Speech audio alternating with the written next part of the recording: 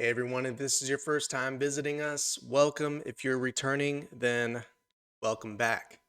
All right, today we've got 15 secrets that the Vatican doesn't want you to know. This one comes from an anonymous source. He just didn't want to be named, so hey, it is what it is, right? But yeah, okay, this is, people are probably going to say conspiracy theory and all that other stuff, but you know, it's content that I've never seen before. I've obviously followed some rabbit holes, this, that, and the third. Uh, but this should be this should be interesting because I don't know, it's a pretty secretive place, that Vatican, and it'd be interesting to hear what secrets that they don't want us to know that maybe people have found out throughout the years, certain scholars or scientists or whatever. So I'm actually pretty excited about this one. Um, let's jump right into it.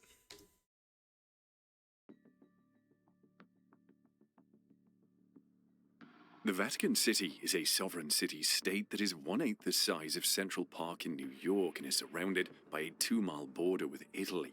Due to its location as a metropolitan landlocked outpost of Rome, the Vatican City has a very distinctive terrain. It is the smallest autonomous state in the world, with a border with Italy of 3.5 kilometers and a land size of about 121 acres. If you're looking for one of the biggest and most gorgeous squares, I didn't know that. I've never been to Vatican City. Like I was in Italy for about, I'm gonna say about 2 months. I never really had a desire to go to Rome or to Vatican City. I kind of want to now. Now that I'm not in the air force in the military anymore. It just wasn't so high on the list. But I didn't realize that Vatican City was that small. I thought it was like a lot bigger than that. I don't know what made me think that. I think of city and I think it, something that's pretty massive. But oh yeah, this also reminds me of what's that movie with Tom Hanks? Angels and Demons, or yeah, that whole Dan Brown series. So it's pretty. I don't know. I don't know if there's truth to it or not, but we'll see. on Earth, you'll find St. Peter's Square, situated beneath St. Peter's Basilica in the Vatican City. Other than natural disasters that impact Rome in general, like earthquakes, the nation has no significant known natural hazards or natural resources. Several dark secrets the Vatican has been hiding are beginning to come to light, from the Pope who was beaten to death to cases of pornography. Here are 15 secrets the Vatican Oh, doesn't want you to know. Number 1. Pope John XII was beaten to death. The Pope serves as the head of the Catholic Church and a moral example, continuing the work of St. Peter. Regrettably, several popes throughout history appear to have had different beliefs than St. Peter and even the Church at large. We all know that the Pope has presided over the Catholic Church for centuries, serving as a representation of Christ-like wholesomeness and a crucial moral voice on some of the most critical political and social concerns of the day. However, this hasn't always been the case for some popes, despite their reputation as pious and upright members of the Catholic world. It was never going to be a good start for Pope John XII because he ascended to the throne at the young age of 18, and he quickly converted his home into a brothel since his immature heart was not prepared for the life of a pope. And further down the rabbit hole, he participated in killing summoned demons and even had sex with his sisters. Are you eager to know the cause of his downfall? Well, ugh. his immoral acts would not last forever. Sooner rather than later, he met his Waterloo. A husband found his wife in bed with John XII and couldn't stand it. He beat the Pope so severely that he passed away from his wounds 3 days later. Yeah. If you're in bed with my wife and I catch you, I don't care if you're the Pope. I don't care who you are. You you're gonna get beaten. I mean, that's just she'll get what's coming to her. I won't hit a woman or anything like that, but the guy, yeah, yeah. That's I don't take kindly to that stuff. Number 2. Case of child pornography. Who would have believed that popes could be involved in a case that has to do with pornography? the Vatican found 2 cases of child pornography possession inside its much revered walls, according to its head prosecutor, who warned that the Vatican is still Mm. dealing with the fallout from a widespread paedophilia problem in the Catholic Church. At a ceremony commemorating the beginning of the city judicial state's year, John Piero Milano, who has the official title of Promoter of Justice, presented the cases in a 50-page report read to Vatican officials. In the 2 decades, the Catholic Church has been rocked by controversy concerning the sexual abuse of minors by priests all over the world. While victims of abuse urge Pope Francis to go further and hold bishops who allegedly covered up the abuse accountable, the Pope has faithfully committed to showing zero tolerance for perpetrators. Milano stated in his report that Vatican police had looked into 2 delicate situations of varied degrees of importance of possession of child pornography material by individuals residing or employed in the Vatican, which serves as the seat of the 1.2 billion member church. According to sources, the story revolved around a former archbishop who was placed under house arrest by the Vatican for allegedly having 100,000 child pornography movies and photographs stored on his work computer at the Holy See's residence in the Dominican Republic. His laptop allegedly had a gallery of horrors. Inside this gallery, you'd see You know, they use the word a delicate, and this is just my opinion on it, right? Obviously, but and involving children and child pornography and all that stuff. I mean, you shouldn't be handling that delicately.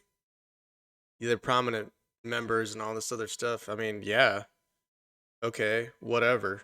I mean, I think it should be met with harsh and swift justice. Delicate means I feel like they're gonna be putting on the soft gloves for this one. You know what I mean? They're gonna try and weasel their way out of it. What I think anyway. And I'm Catholic. All right. I'll just put it out there right now. I'm Catholic. I mean, I'm not devout like that or anything like that where, I go to church every Sunday and all that jazz, but I have zero tolerance for me, man. Yeah, I won't pull the punches on that one. That's just teenagers between the ages of 13 and 17 being humiliated in front of the camera, being filmed naked, and being made to have sex with both other teenagers and adults. According to the Vatican, Pope Francis mm, wanted such a grave and delicate issue to be handled without delay. The Pope requested that appropriate and necessary measures be taken, which is reflected in the arrest. The Pope had declared that he has zero tolerance for clerics who exploit minors sexually. For the first time in Vatican history, Francis met with victims of clergy sexual abuse, and he promised that the Vatican would hold the responsible church leaders accountable. Number 3. The Vatican allegedly invested in Rocket Man. Have you seen Rocket Man? If you're an Elton John fan, you're certainly familiar with the movie Rocket Man, which celebrates his discovery of happiness in a romantic relationship. The Vatican was one of the movie's investors, which is the sole oddity. In a proclamation, Pope Francis forbade gay marriage, declaring that God does not and cannot bless wickedness. Gay marriage is not a part of God's design, according to the Church, which holds that marriage must be between a cis man and a cis woman. However, this proclamation clearly enraged the LGBTQ+ community all across the world, because it was also seen as an indictment of their intentions to maintain serious, lifelong relationships with one another. Among the many people that weren't pleased with this proclamation was Elton, who was the movie's main subject, and he attacked them on Twitter by showcasing evidence that the Vatican had contributed millions of dollars and profited from his movie. John asked how the Pope could gladly make a profit off of investing millions in Rocket Man, a movie that celebrates him finding happiness through his marriage to David, while refusing to approve of homosexual marriages because they are sinful. The Vatican did in fact contribute about $1.2 million to Rocket Man, according to fact-checkers. The 2019's musical production received $4.3 million from the hierarchy of the Catholic Church, which was split with another box office success, Men in Black International. The investment is connected to the Malta-based Centurion Global Fund, which receives the majority of its funding from the Secretariat of State of the Vatican. Also, a percentage of the investment comes from Peter's Pence, which are gifts made to the Vatican by individual members of the Catholic Church. mm. Number 4. Proof that Jesus might have been And then why are they investing money? I mean, they if the, what so they're investing in movies and stuff like that. I mean, I don't know if they're investing in the stock market or any of that stuff, a global stock market or New York Stock Exchange or whatever stock exchange. I don't know. I feel like that would be like I don't know. That's just, I feel like that wouldn't be right. Or maybe they're trying to influence political members by donating others. I mean, we don't know yet. I'm sure we'll probably find out some other stuff. Maybe they've donated to certain parties. I don't know, but that just seems kind of sketch. Been married. What many know and believe, especially Christians, is that Jesus Christ came into this world as the Son of God through virgin birth and ascended back into heaven after his work here on earth was done. However, there has long been a rumor that Jesus wed Mary Magdalene and had children with her. This outlandish rumor is purportedly supported by documented evidence, and the notion is supported by a manuscript from the 6th century. The tale of Jesus Christ's marriage was found while it was being translated from Greek to the ancient language of Syriac. The Bible, however, makes no mention of this. His birth and death are both described in great detail in the Bible, but the 30 years in between are completely not spoken of. The Lost Hmm. Gospel is a document that describes Jesus as associated with sex and who fell in love with Mary Magdalene and fathered her children.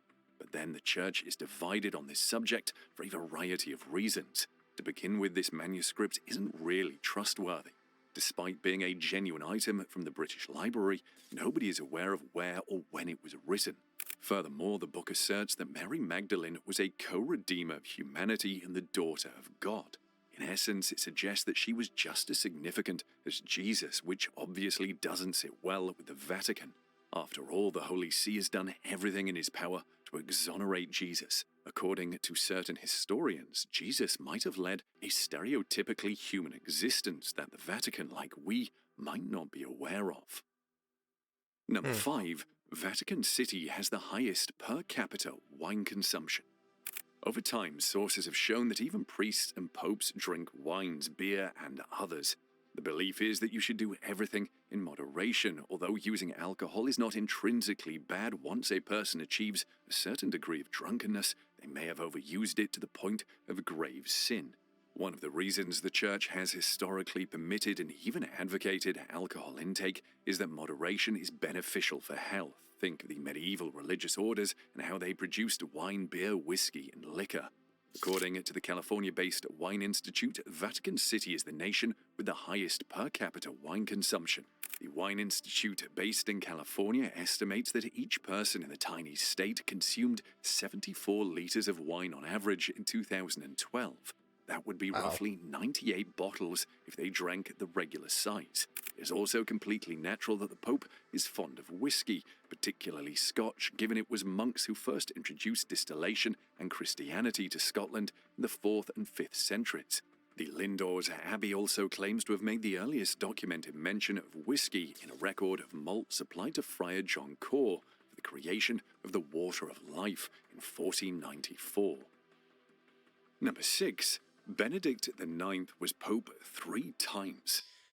You know how they said advocate for he was advocating at one point in there. You can go back if you want, but advocating drinking in moderation. I was like, by the way they looked, and maybe they should advocate for, you know, exercise or something. Man, those guys don't look like they do anything. I I feel kind of whatever. Like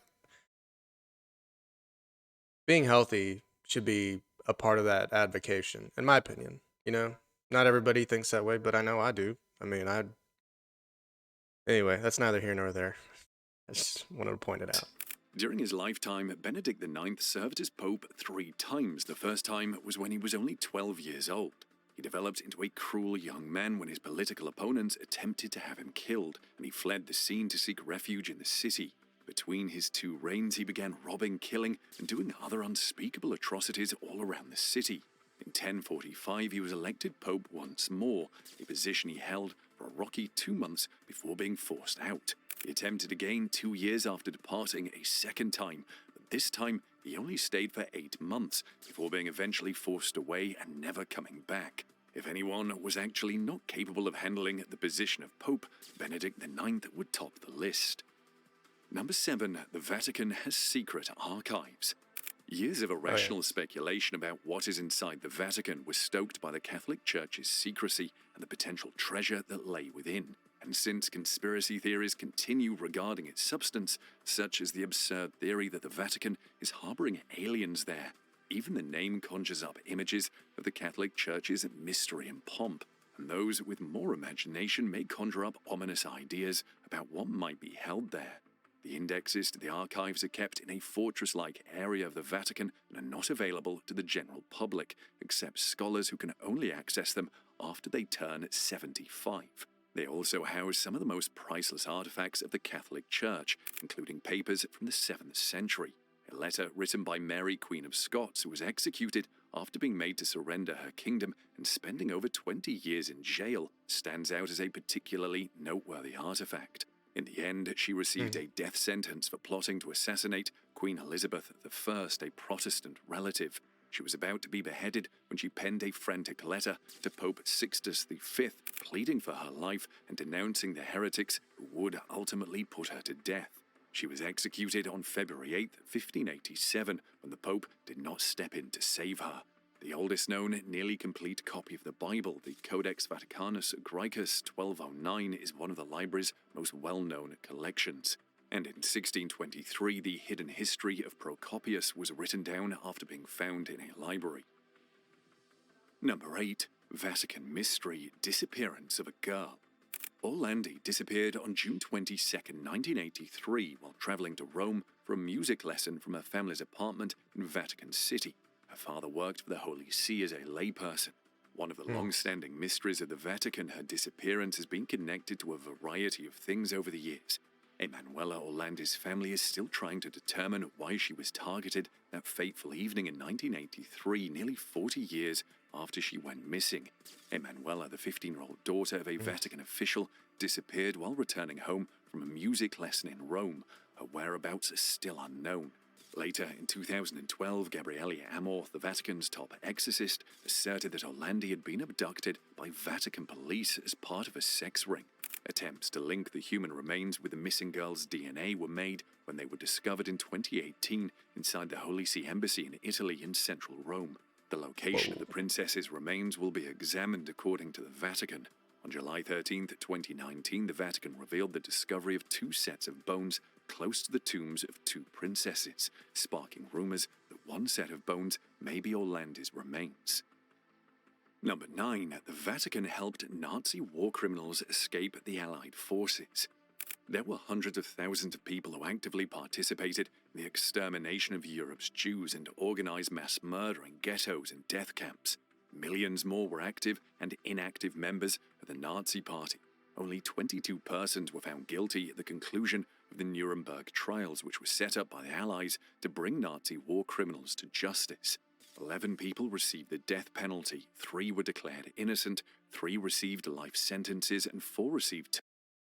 You know what? 22 people were found guilty. Like, and he just said hundreds of thousands of people participated. It's just like, I know some of them were probably forced or something like that to that extent, but you only convict 22 people? You gotta be joking me. I mean, I don't know. The Nuremberg trials, I feel the Allied forces, I don't know if the United Nations was really a thing or if it was just like the Allied forces and then United Nations was formed after that, NATO and all that stuff, but I don't know, that all of that stuff is just a huge joke to me. Even nowadays, it's they really pull their punches a lot of times, seems like.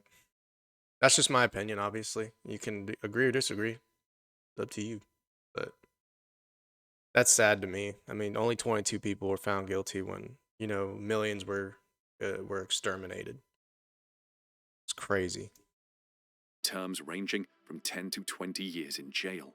In war crime courts in the Soviet Union, the United States, the United Kingdom, and Poland in the late 1940s and early 1950s, hundreds of more convictions, including death sentences, were delivered on Nazi high brass.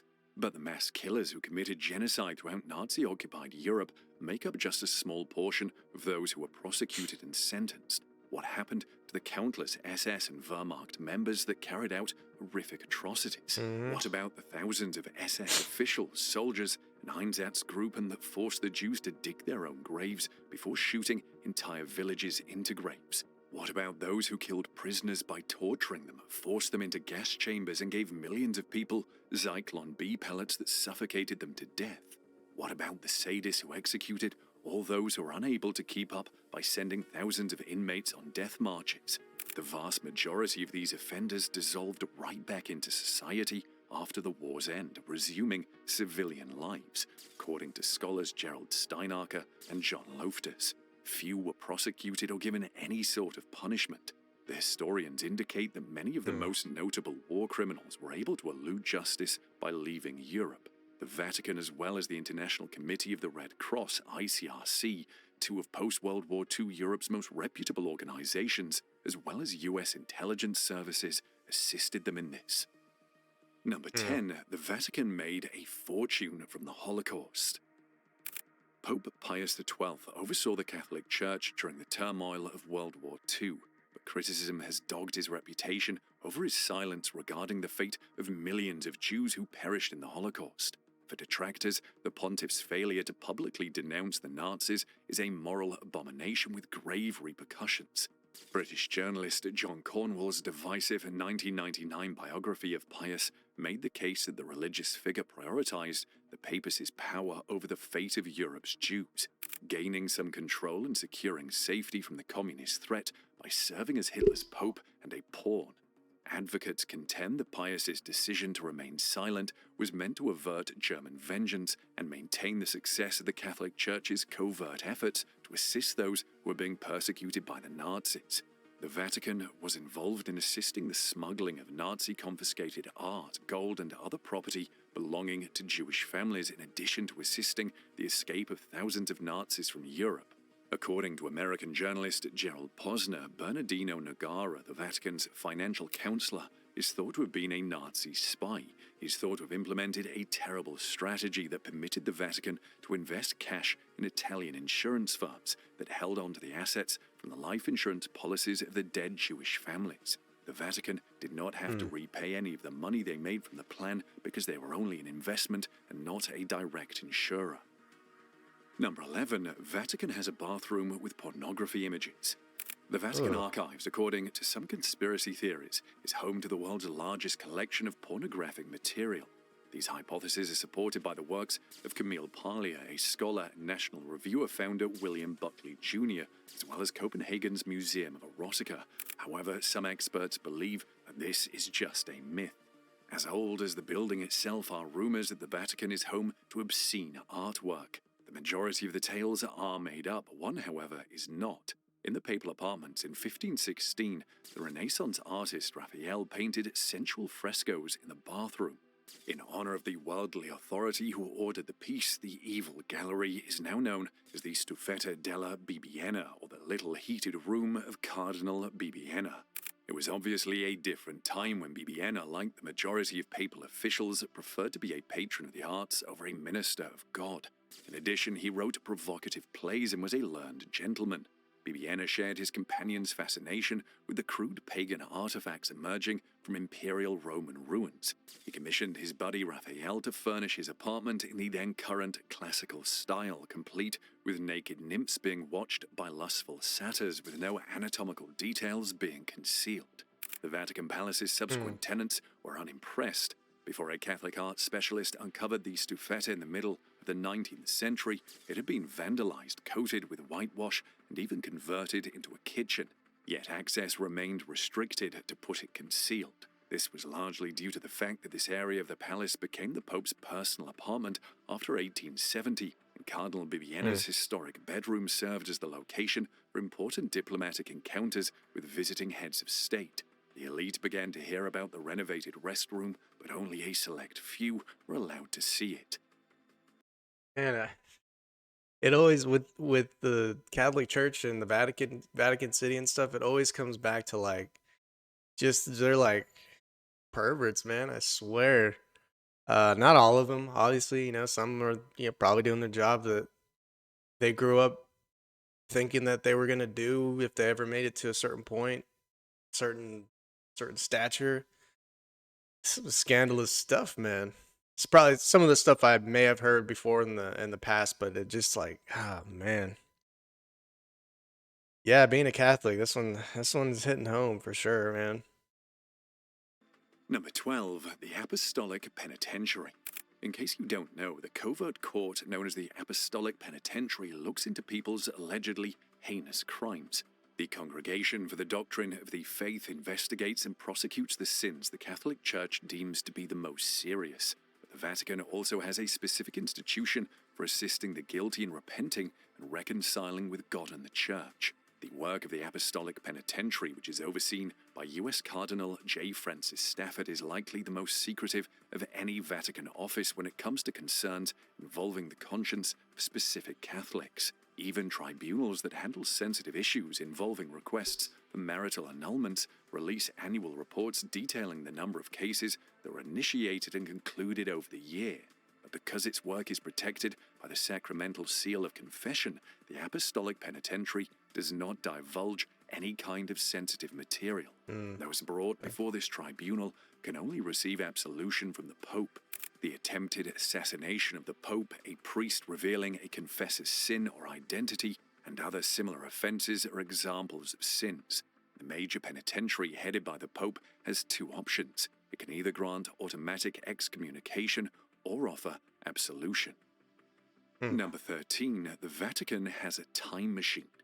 Have you heard of the chronovisor? Do you believe that the Vatican possesses a hidden time machine? The Vatican is said to have a hidden time machine called the chronovisor, but does this really exist? There are undoubtedly countless mysteries that accompany different world faiths, but there is a myth that has persisted among Catholics for a long time, which is the chronovisor. There are many stories that have emerged concerning both the events that take place inside the Roman Catholic Church's headquarters and the stories from the Bible due to the Vatican's hermetic Mm. stance on various matters. This case involves the purported existence of a form of time machine that allowed for the capture of photographs of Jesus being crucified. It is alleged that with this machine one could look back in time, and it was used to capture photographs of Jesus. Father Pellegrino Maria Ernetti, an Italian scientist and priest, is thought to have created the chronovisor, a gadget that allegedly enables users to see both the past and the future. In the absence of any evidence, some people think the archives may not contain any such device. Number 14, Rwandan genocide. The Rwandan Patriotic Front, RPF, a Tutsi rebel organization, invaded Rwanda in 1990. Force was used by the military in retaliation, and the situation turned into a civil war. While Hutu-dominated media portrayed the Tutsi minority as a threat to Rwanda, anti-Tutsi sentiment started to become more intense. Before the genocide, Rwanda was regarded as one of the most Catholic nations in Africa. However, the Catholic Church's involvement in the murder led to a massive religious crisis. The Rwandan Mm. churches successfully evangelized thousands of new followers via the use of music and media, and the churches themselves were utilized by the genocide's perpetrators as a means of murder. Tutsi victims went to the house of God in search of safety because they believed it would shield them from harm. As a result of extremists taking advantage of this religion, hundreds of people were brutally murdered in churches all over the nation. The bloodshed in Rwanda exposed the Catholic Church to its worst horrors. In 100 days, 1 million Rwandans perished, yet several Catholic nuns and priests did little to help. The bulk of fatalities allegedly occurred inside or near churches. Number 15. You gotta be kidding me, man. Uh, I don't know a whole lot about. I've heard of the Rwandan genocide in the '90s, but I didn't really do my homework on it. So if you know more about it, if you can give me some more information, I mean, I'm pretty sure I'll look it up eventually here soon. Since now that I'm seeing this, but I mean, God, that's got it. 1,100,000 days. I mean, that's some sort of record, right? I mean, I don't mean that in like Guinness records or anything like that. I just mean like compared to like the Holocaust and stuff. Obviously, the numbers aren't. I'm not comparing the numbers like that, but I just meant like the span of time it took them to kill that many people.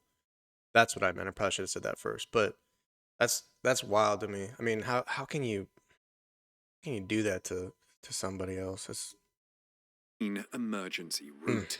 The 2,600-foot stone Passetto di Borgo connecting the Vatican City and the Castel Sant'Angelo appears to the unassuming eye to be a standard fortress. Nonetheless, it has a path inside its walls that previous popes have utilized as a last resort exit. The wall was first built in 850 and Pope Nicholas III oversaw the construction of the current version in 1277. Just in time, Pope Alexander VI completed the wall in 1492, and 2 years later he used it to escape the invading French. The most recent papal flight occurred in 1527, when Clement VII eluded Charles V's 20,000 rebellious soldiers. After the high drama of the 16th century, the Passetto sat in deteriorating condition, closed to the general public, but accessible to the current pope in an emergency.